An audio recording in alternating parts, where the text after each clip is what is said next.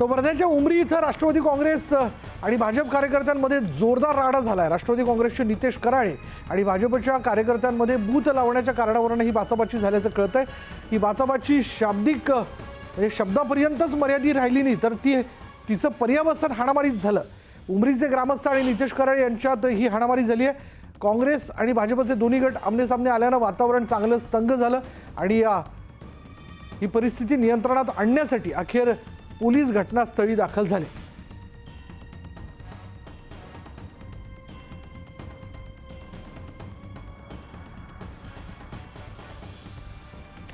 अधिक माहिती आपण जाणून घेणार आहोत। आमचे प्रतिनिधी नरेंद्र मोते आता क्षणाला आपल्या बरोबर आहेत। नरेंद्र, नेमकं काय कारण की हा सगळा वाद झाला?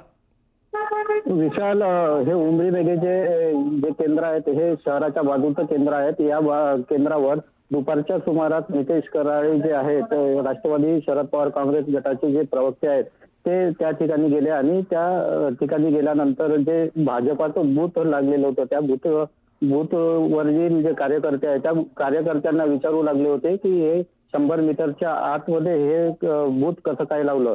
यावरून तेथील जे उपस्थित भाजपा कार्यकर्त्यांनी नितेश कराळे जे आहेत यांच्या शाब्दिक वाद झाला आणि या वादाचं पर्यावसन जे आहेत ते हाणामारीत झालं। तेथील सरपंच जे आहे सचिन खोसे म्हणून आहेत ते सुद्धा आले आणि त्यांचे कार्यकर्ते सुद्धा आले जे भाजपाचे आहेत त्यांनी आणि जे नितेश कराळे राष्ट्रवादीचे जे आहेत यांच्यात चांगलीच तुंब हाणामारी झाली आणि नंतर याची माहिती काँग्रेसचे जे उमेदवार आहे शेखर शेंडे आणि भाजपाचे जे उमेदवार आहेत पंकज भोयर हे घटनास्थळी दाखल झाले आणि यांचे जे कार्यकर्ते आहेत हे सुद्धा या ठिकाणी मोठ्या प्रमाणात दाखल झाल्याने मोठा जमाव निर्माण झाला होता। काही काळ तेथील वातावरण जे आहे ते चांगलंच तापलं होतं। याची माहिती वर्धा पोलिसांना सावंगी पोलिसांना मिळाल्यानंतर त्या ठिकाणी मोठी कुमक दाखल झाली आणि त्यानंतर मात्र या ठिकाणचं जे वातावरण आहे ते शांततापूर्ण असलं तरी ते तापलेलं असल्याचं दिसून येत आहे।